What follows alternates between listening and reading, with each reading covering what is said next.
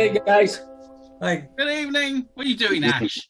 I just found out if you don't click got it, that thing stays on the bloody screen all the time. So yeah, it was just an experiment as to whether it would. Got it. Have you got it now? I was pushing the envelope. Yes. Right, Yeah. there we go. Are we all well? Yeah, we're really good. Excellent. Really good. It's sunny. It's Yes. yes. Yeah. The sunshine. There's people smiling. It's always good when that happens. The sun is out. The sky is blue. I can't remember the rest of that song. All right, buddy. All right, buddy. Right. Right. Well, I mean, I'm going to get straight into this one because this is an unusual. Well, not an unusual. It's a bit different, and we'd like to do more of this kind of thing of people saying, "Read this," because it was a request. So I'm going to hand over to Ash. Ash, what were we reading this week? This week we were reading a short story from the author Brian Feller. The short story is entitled Through the Woods. Brian and I were chatting on Facebook. I mentioned the podcast to him and he said, had you thought of reading one of my stories? And I hadn't, but when he sent me the link, I thought, because it's got a nice folk horror feel, I figured that would be something that we would all enjoy. So the story Through the Woods is about two children, Ava and Luca, who live with their parents. Parents say, right, we're going to be back home tomorrow night. Ava, look after your younger brother Luca and watch out for Baba Yaga. And then we've got this split up into 6 separate parts. And we've got this mounting tension of Baba Yaga coming. We learn that Baba Yaga might be a force for good, might be a force for evil, more likely the latter. And then the kids have to leave the house and try and go somewhere else. And as they're walking through the forest, Ava gets very, very worried for her brother Luca, so calls out to Baba Yaga for help. And very, very kindly, Baba Yaga comes. Baba Yaga comes. We don't know whether it's kindly or not. I'm not going to say too much in case anybody's sort of like going to read it after they've heard us. But does that roughly equate to what we were reading? Yes, it does. Yes, I would agree with that. It's going to be an interesting one, isn't it? Because normally we say, no, don't worry about the spoilers. It's 100 years old. You've had a chance to read it. No, this is 100 days old, this, yeah. Very new. So how do we talk about it without spoiling things? I think the only thing we can actually say, I think at this moment in time, you've done that particular thing. Before we go into the did you enjoy it, I'd like to say, if you do not want to know things within this story, leave now, then come back to us after you've read it, because I don't think it's possible to talk about it without spoilers. So we're going to give you a moment. We'll cut to test card. And then when we come back again after the test card, we are just going to talk open and freely about it. Okay, so I can't wait to see what you do with Sean's face on the fucking test card. We'll have to add it somewhere. I'll have to add it somewhere. Okay, we're going to test card in 3, 2, 1.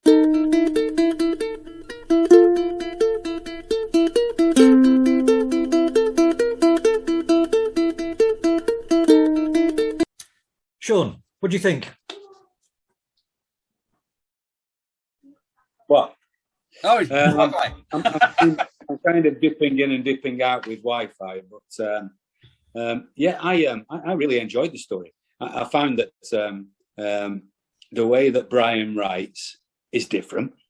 Yeah. His language is different, and that in itself, maybe I guess he may have done it purposely, and it had an effect of grabbing me as if to think, right, okay, where's the writer trying to take me with this language? It just wasn't a flowing English style at all. It was quite staccato in places, which grabbed my attention. Yeah.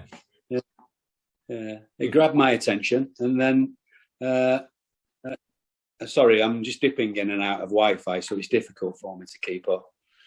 So that's where I began with the story. Did we feel the same? Colin? Yeah, I loved it. I agree with you. I think one of the things I really liked about it was the way that he did use that very, I think staccato is the perfect word for it, actually. The way it jolted, because Baba Yaga is a Slovakian folktale, and the whole thing had that Eastern European feel about it. Yeah, the way the language was used, it was almost like reading a translation. which really gave it that kind of East European feel all the way through it. And I thought they thought it was really, really good for that. And I like the way it was cut in very small sections. Yeah, and I think Brian was very clever there. I guess it was, he did it consciously. So, and then of course these different sections all kind of brought us to very slowly, actually quite quickly, to a disaster day. Wasn't it? Sean, I know what you mean. This is like you're saying very slowly and then very quickly, and it was, wasn't it? The pace was just absolutely brilliant. So it felt a lot longer than those 6 tiny parts. Yes. So it felt like a much fuller story that we were getting there. Absolutely, and I would guess that the craft used or the craft needed to take the reader right to the focus of the story with such what's the word? Efficiency is the word. I found it quite amazing that something that obviously you two know that people have that craft. You have that craft, but he used it very well. Yeah, the guy is very, very good. One of the things that I like is the theme of Baba Yaga. I mean, Colin's already mentioned that we're looking at Slavic folk tales about a witch, but the fact that she can be for good. I mean, there was the Emerson, Lake and Palmer album, which was pictures at an exhibition. Am I showing my age here? No, you're just showing your taste in music, which isn't very often. I know. They did Mussorgsky's pictures at an exhibition, and Baba Yaga was one of the tracks that was on there as well, which is the house on chicken legs, where the witch supposedly lives, and it's a lovely, haunting piece of music. They brought it to life really, really well. But yeah, Baba Yaga is supposed to be. We don't know whether she's good or evil. She's sort of she eats kids, which I appreciate. That usually puts people in the evil camp, but. She does do positive things for the community. I'm not going to say as well. I'm going to say there are stories about her doing positive. This isn't a case of it's Jimmy Savile and all charity stuff that he's done. I'm not trying to wait like that. No. I'm trying to say that there are stories about her being thoroughly evil. There are stories about her being a force for good, but a force for good where it's sort of like with consequences. And I think it's that sells this story, that makes it. Has she made the right decision in calling for help from Baba Yaga? Is that a good thing that she's done? Or has she really sort of like kicked the pooch? You could almost say, is it a selfless act? Yeah. Because, I mean, the reason her brother's in such strife at the moment is because of her actions. So she's almost saying, give my life for his in that moment there. Which I think was very, very poignant, and I agree with you. One of the things I love about Slovakian folk tales, or Eastern European folk tales, I say, not specifically Slovakian, but Eastern European folk tales, is their moral arguments at the end of them are usually quite ambiguous. They always have a consequence, so there's always a balance. So you want something nice, something bad's got to happen. You want the wish fulfilled, you're going to have to give something up for it. It's all that kind of balance. And even, I mean, Kate Bush wrote Babushka around one of those folk tales, which was the whole idea, you want to test your husband? Well, he might fall in love with what you're testing because it's you, and what you've not, what you've become is away from what he fell in love with. And so there's all these kind of sort of moral arguments at the end of it, rather than Western European folk tales, which were more danger orientated moralistic tales. Don't go into the unknown woods, you might die, where the Eastern Europeans were more be careful what you wish for. And I thought he captured that so well, the whole idea that you were supposed to, because it was Sabbath, you're supposed to not go out. It was all that, she's going to be patrolling for the people who are not being good, and that's where she sometimes does stuff that's good rather than bad.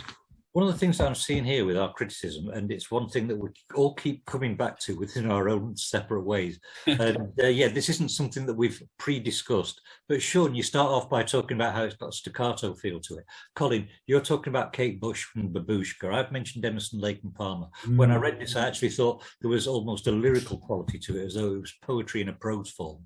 And there is a musicality to what we've been reading, without me... Right. Yeah, Sean, I worry sometimes the way you look at the camera, I worry you're going to say, you pretentious twat biscuit, Ashley. And I'd say, you're stealing my line, Sean. No, But I I do get the sense it's the fact that it doesn't work at the time. So I'm looking blankly at the screen because I'm only picking up little bits sometimes. But yeah, I think there's a hell of a lot of musicality in what we read there. I think there's, and yeah, it would work. Yeah, I don't know, as part of. Yeah, I've not had it in that way, but I can see exactly what you're saying. Which is what takes it back to the folktale in that way. If you again going right the way back to the early tales when they are told around campfires, you know, they were told as an oral tradition, and they always had more rhythmic feel to the way that they were delivered. You know, that's why, you know, it has always been argued that poetry came out of the stories told around campfires, because it's, when you're talking, it's easy to do literations, it's easy to do rhyming as you're talking, because it's almost like the way we think about it when you're talking without words written in front of you. And this one, I thought it did really well. I mean, if you'd just given me this piece and it had a date in the brackets saying that it was written in the 1800s, I wouldn't have batted an eyelid over it. I thought it was just on point for what it was trying to do. You know, it was trying to be an old folktale. That could have quite easily been in the back of Grimm's. Yeah. If Brian were like a student, one of Ash's students, I guess Ash would have been quite pleased with the result, you know.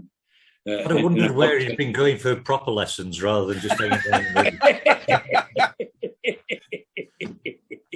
He's like, oh, he's been going off for extra lessons with Lauren. That's what he's been. Yeah. He's definitely been doing something. But the language in there. I mean, one of the first words that I ended up having to research whilst I was reading through it was the word goyim, where the father's saying, "Leave vanity for the goyim," which is the plural of goys, which is the Jewish derogatory term for somebody who's not Jewish. Ah, yeah. But it's just got such a nice feel to it, hasn't it? It's just, it adds to the authenticity. I guess so, yeah. And it also, I mean, there were, Hansel and Gretel comes to mind. Yeah. Yeah. You know, I guess we need to mention that. But this story was like 1,000 times better. Well, I say it's Baba Yaga, and I thought it was a really, really good telling of Baba Yaga. I mean, I love the way he did the description of the house. No, because that's one of the big things about the Baba Yaga story is the spinning house on chicken legs, and the three Baba Yagas that live there, because it's three sisters all called Baba Yaga. But I love the way that it was told in that kind of mythos at the start, where it was kind of like, oh, some people have described it as this. I remember the whole thing's written in first person from the girl's point of view, so she's talking about stories she's heard of this. So there was no definitive description of Baba Yaga right at the end. I thought it was really nice. It was a manipulation of the reader's brain, really, wasn't it? Yes. From start to finish. It was whatever you think Baba Yaga is, you know. Then your Baba Yaga will be different to mine and Ash's, you know, and that was clever as well. The manipulation of the reader. Yeah. Which I've got to admit, I do enjoy being manipulated sometimes by a story. And we're told you shouldn't do that. You shouldn't manipulate readers. But it's nice to sort of like come away from something thinking, wow, mind blown. Yeah. Always have to manipulate readers. That's the way I personally... I watched the brand new version of Death on the Nile this week. You know, the Kenneth Branagh. The Kenneth Branagh version of it. Yeah, I loved it. Absolutely thought it was fantastic. And it made me think I need to go out and just repurchase Agatha Christie's because I don't have any. And she was a master at manipulating the reader into making you think you're going one way or the other. Because it's reader response. It's reader response theory. That when you are going in and deliberately doing stuff to make the reader think somewhere, you're being quite meta with it, and you are deliberately playing with the reader. The reader becomes part of the game in what you're trying to do. And so absolutely. Yeah, absolutely. And if anybody can bring anything either over the screen or over the into a theatre audience, it's Kenneth Branagh, in my opinion. The man's a genius. I watched him do Macbeth in the church in Manchester in the Northern Quarter. Oh my God, it was amazing. But I digress. But yes, of course. We are being manipulated, aren't we, as readers? I guess in each story, it just depends how good the manipulation is. Yeah, that was good enough to get a response out of each one of us, though. It was good enough to sort of like get a reaction where we think, oh, yeah. So yeah, I'd say it's effective on every damn level. Sean, you compared this one to Hansel and Gretel. Is it just because they've got a couple of kids and a witch in there? Yeah, basically, yeah. And of course, they lose their way. They're in the woods. It has a lot of similarities. I think, like you say, though, this is 100 times better than Hansel and Gretel because we don't actually get faced with the outcome. We don't get faced with the consequences of the action. Whereas in that one, there's sort of like, oh, the kids get sort of like caught. She's a little bit of an evil. No. Yeah. So yeah, it's all step by step and laid out. Whereas this has got that wonderful. It is. Yeah. And of course, with us being, free thinking adults, we kind of, we can make the end kind of, if we have enough paint in the palette, which he does give us, you can paint your own ending. Yeah.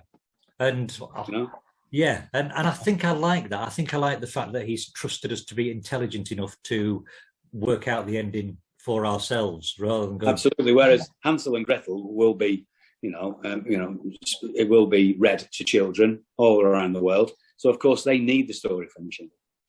Yeah, they do. And yeah, I'd say it's Colin's mentioned Agatha Christie, who, yes, she does sort of like lead the audience on one way and then give them a surprise, but also she spells every damn thing out in the last couple of pages with, and it was Hercule Poirot did it with the knife in the dining room on a Tuesday. Hercule Poirot did it with Miss Marple in the dining room. Just going to write that one down. Well, you would, wouldn't you? Right, I've put HP and M&M's, so that just sounds like a shopping list now. Yeah, batteries and sweets. Yeah. But no, I really, really enjoyed that one. I like the fact that it was something contemporary, and it's something that, I might pick out some more of Brian's work. I know he's got a couple of novels out there, so yeah, I want to see what he does with longer stuff. Yeah, be interesting, because I tell you what, for something that was, I didn't see how many words it was, but it really wasn't a huge amount. It was a couple of thousand words, I think, altogether. That, yeah, right. And I'm actually going to do a comparison to Inside Number 9 here, because they're my favourite writers. Those two are amazing, and what they managed to do in 30 minutes of TV puts most 8-hour box sets to shame. The way that they do it, and I think this story did exactly the same. In 2,000 words, he produced something that visually, I could see every scene. I could hear the forest underfoot. The schema that he's playing with and putting into mind. When the fire kicks off in the house, you can smell the smoke. You can hear the panic. You can see why they're starting to leave. And it starts to take control. And that's done in like a sentence. It was a bit like a horse race, wasn't it, really? It's like, they're under starters orders. They're off. Fire's gone. Kids are out. It was a bit of like, he's a great writer, and let's hope he has a great future. Yeah, damn right. Fully agree. Right. So as reviews go, let's give it a start. We've never done this before, but he's alive. He's a writer that's actually alive. Should have cards. So let's do. So that's out of 5. 5 stars, 4 stars. What do you say? 5 stars from Ash. 5. Yeah, we give it 5 stars, Ash. Yeah, 5 stars from me. Yeah, definitely. Yeah, I think I'll give it 5 stars. It was a bit of a wild story, really, and on so many different levels, he deserves a 5. Yeah, absolutely. I'm gonna give him 5 for being able to retell a classic folktale and have it feel so fresh and original and evocative. In the opening lines, I wasn't. Oh, it's one of those. Absolutely fantastic writing. Absolutely. And yeah, for anybody who's actually looking for this story, if you've come this far and you ignored our warning earlier to say don't come this far because there will be, if you Google Page Turner magazine, Brian Feller or Through the Woods, you will be able to find it. It will come up very, very high on your Google search. Yeah, I'm actually going to do a bit of editing on this video. I'm going to put a card on the beginning of this to tell you where to find it and do all those kind of warning stuff. Oh, yeah, good. Yeah, I think it's worth doing. I'll tell you what, but I want to talk a bit more about the creativity of him now, because he's not here to answer the questions. So I like the idea. This is one of the reasons we do this, and we do this with all the other writers, but it's really interesting to have something so fresh that we can kind of do this with. We know that the inspirations obviously come from folk tales. You know, and he obviously knows what he's talking about with folk tales.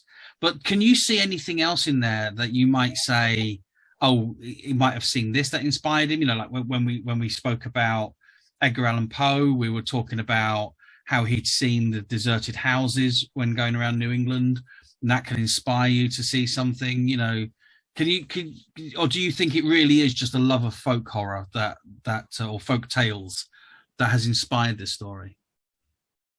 For me, I think it might have been an exercise in constrained writing. We've got something that's in present tense.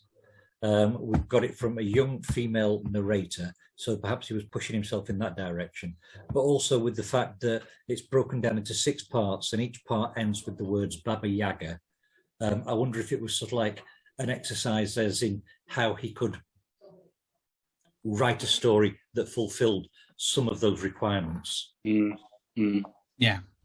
I mean, from my point of view, I don't have the knowledge that you two guys have on this short story genre, and of course, I've just kind of jumped on, and I'm really enjoying it, of course. But you guys are educated in this style of story.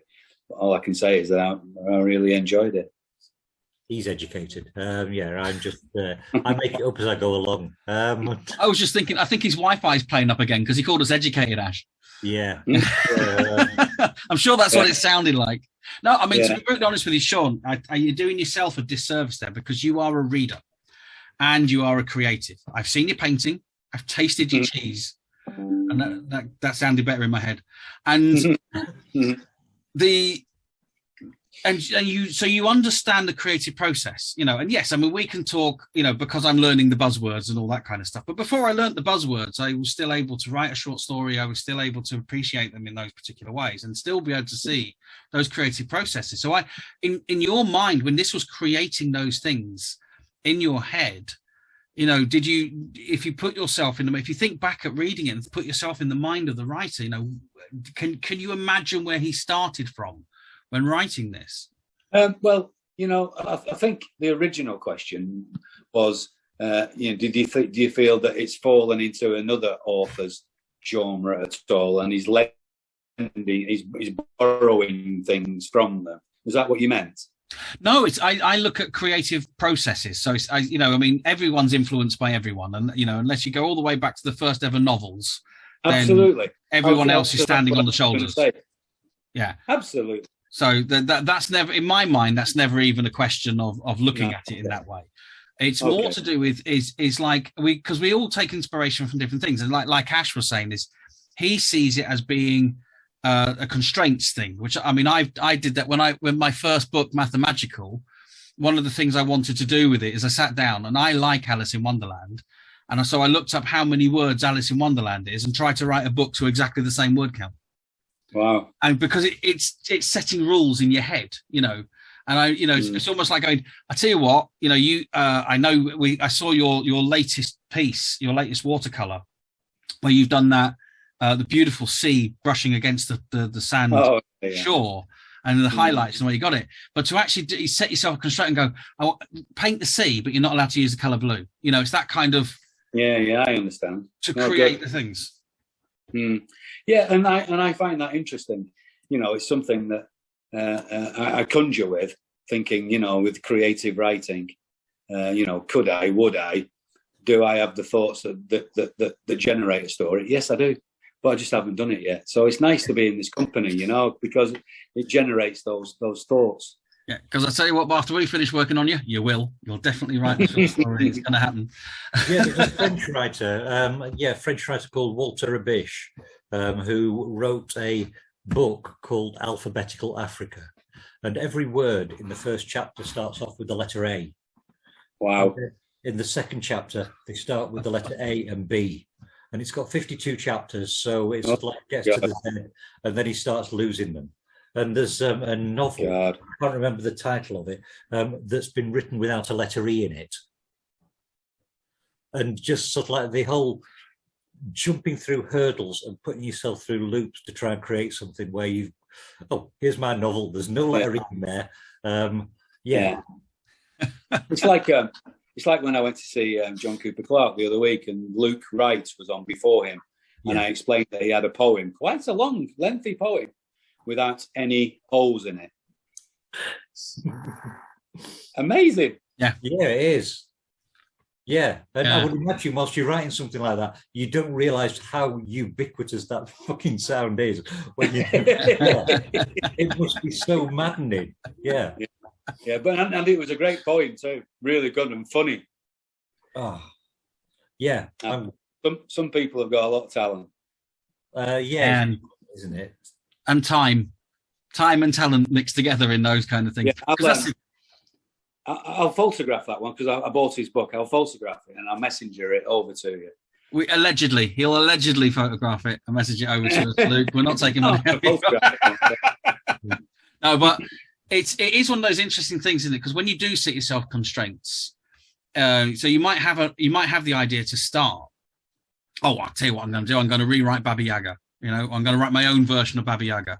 But then but I want to finish every single chapter with Baba Yaga. And so you've created that constraint there. It makes you think about your words. And you might even find that it wouldn't surprise me to find a very specific word count going on as well, because of the way that he was so efficient with those words, that it is like a question of going, I need to take some words out of this to be able to do it. I think it was more of a mind game. I think that Baba Yaga just becomes more and gets closer and closer to you, the reader, because of the words. It's like a dream. You in a bad dream, you know that someone's after you. You just don't know who it is. You know kind of where they are. Oh, but they're not there anymore. Where are they now? But you know they're getting closer. And it's kind of that Baba Yaga thing. It was kind of worked that way for me. Yeah, I get exactly what you're saying there. Yeah. It becomes part of your subconscious, but then of course as you read further, it comes to the conscious. Yeah, absolutely. But so deliberately done. That's the thing. It's not a stream of conscious writing. There's a massive amount of thought gone into how to create that thing. I know it's like you say with the cooking. There's timings at certain points where you sit there and go. You take what was that thing you were showing me the other week with the basket, the cheese basket? It's the same as a cheese basket, but you've got to take it out at a certain time to put in the mold rather than let it go into the crisp. And that's what he does with his writing. He does that same sort of thing of he's setting it up in such a way and then delivers that line at just the right point for it to be in your head. Or is it more like a Paul McCartney thing where he just wrote a line because it rhymed with the line before and everyone thinks it's an absolute genius line, and Paul McCartney sat there at home going, well, it just rhymed. That's what the reader response theory is all about. Is the idea that so Brian might be sat there having half a Guinness and down the old pub listening to this thinking, oh, I never meant all that shit. I'm just thinking he sat there going, did I actually end every chapter with Baba Yaga? Oh, I didn't realise he did that. Absolutely. We don't know, do we? Oh, I can't wait to see his responses on this, All these fancy words. They're not fancy words. The Paul words. McCartney moment. So far, Brown, we've compared you to Kate Bush, Paul McCartney, and Emerson, Lake and Palmer. Yeah, and I would say that the best one out of those is Emerson, Lake and Palmer, really. Absolutely.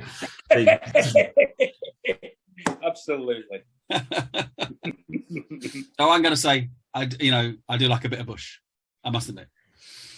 Oh, yeah, just lowering the tone like that. Yeah. Someone had to. Absolutely. We've gone this long. Yeah, it's probably one of the cleanest ones that we've actually put out so far. Straight down to the comprehensive school behind the bike sheds. I don't believe it.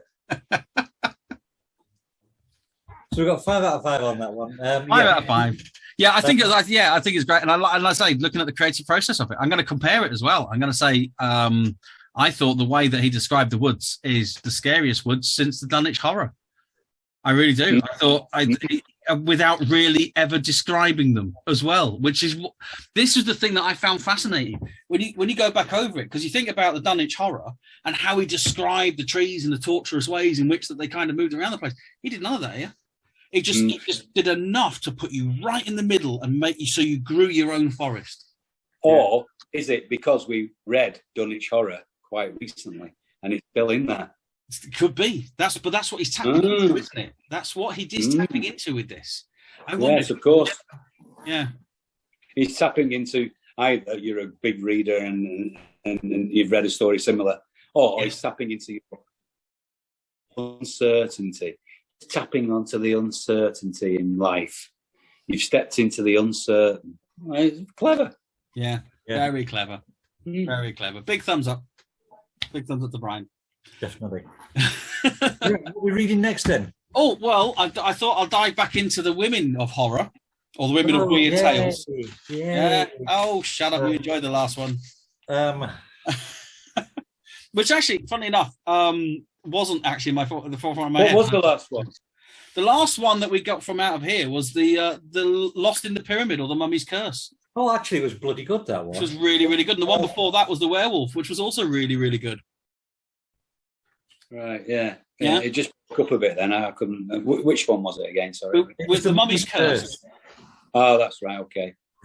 Yeah, which we thought was really, really good. And me and Ash read the Werewolf, which was also from the Women of Weird Tales, and that was really good as well. So Ash's hypothesis of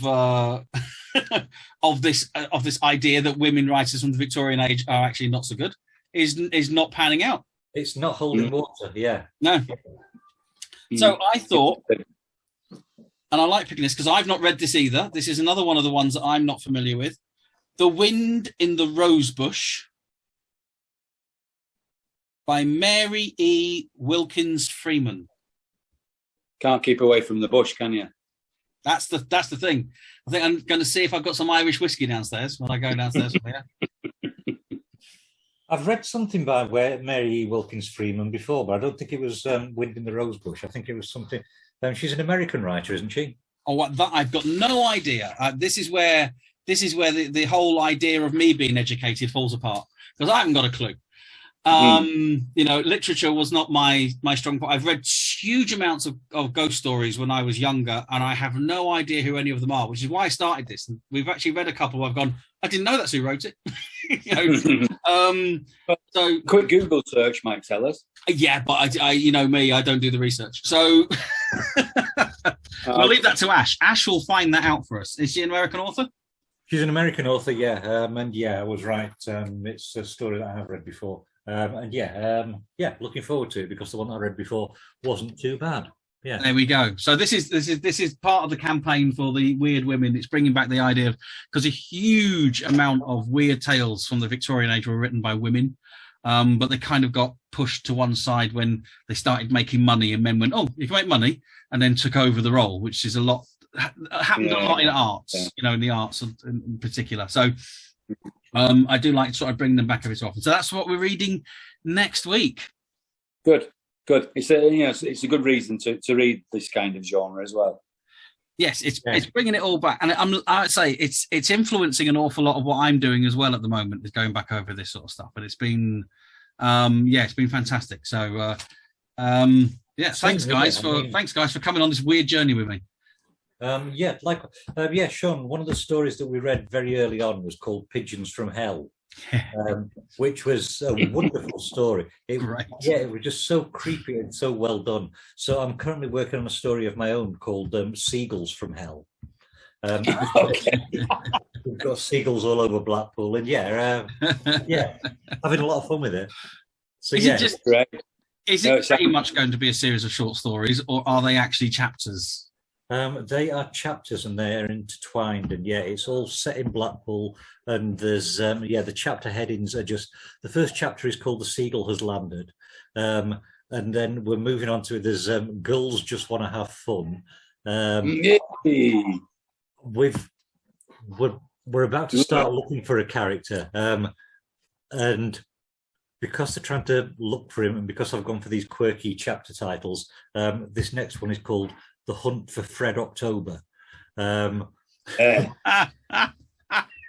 your titles, love them. Yeah. Oh, this is very good. So this will be the Punich horror. Just throw a bunch of titles at me, and you know. Yeah, Gulls Just Want to Have Fun, I think, is well. Seagull has landed, and it's a giggle doing those at the minute. Yeah, love it. It does sound a lot of fun. I'm looking forward to that coming out. And you got a new book coming out. When's your new book coming out, Ash? Friday the 13th. Friday the 13th of May. Friday the 13th of May with the gorgeous cover, and I've got it on my phone. I already shared it and let you see, but so was that a conscious decision to make it Friday the 13th? An awful lot happens on Friday the 13th throughout this story. And when I realised there was a Friday the 13th coming up, I thought it's too good an opportunity to miss. Love it. I've got to read it. It's a story about some people who are meeting up on Friday the 13th, and every generation to these people, something horrible happens on a Friday the 13th when all 5 of them are gathered together, or them 5 or their descendants or their descendants. So Friday. And then this Friday the 13th, they're all together. Because some arsehole writer has decided to put them all in the same room on Friday the 13th. Yeah. Who would have figured something like that was going to happen? Oh, God, it's like being in a bloody soap opera. And who'd want to be one of them? It's like being in a Rovers scene on a Friday night. Oh, that sounds really good. That sounds really, really good. So we've got your book coming out later this year, Sean. We've got yours coming out October the 1st. October the 1st now. Brilliant. It's absolutely fantastic. I have had seen some of the recipes. I actually managed to make one of them, which was amazing. Mm-hmm. I've had the edits back from their official editor. Yeah. And they've been very, very good. Really kept to mostly what I wanted to get across. So I'm really pleased. Brilliant. Because it can all go wrong. It can all go wrong at that point, can't it? It can always go wrong with an editor. Yes. Yes. Yeah. He's been very kind too.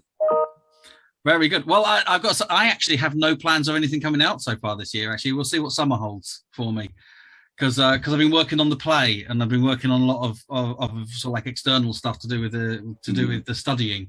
So I haven't. The actually... story was good. Funny enough, that is part of a book, effectively. But I'm about halfway through that, and then I stopped because year 2 got involved, and he got really involved, and so I had to just put that to one side. But the whole idea of that book actually is Ms. Nikita, who appears in Blood Ink, and she's the God and the Devil have had a bet, which is taking place in Blackpool, and she doesn't want them and either of them to win. So she's assembling a team, which are effectively classic horror characters. So there's a werewolf. That's the vampire story and how the vampire comes into it. There's a ghost. Yeah, I might actually have a seagull from hell in there, just a little nod. Just as a little nod. One of Ash's books is already in it, actually, because he wrote a book called Raven and Skull. And Raven and Skull are Miss Nikita's lawyers.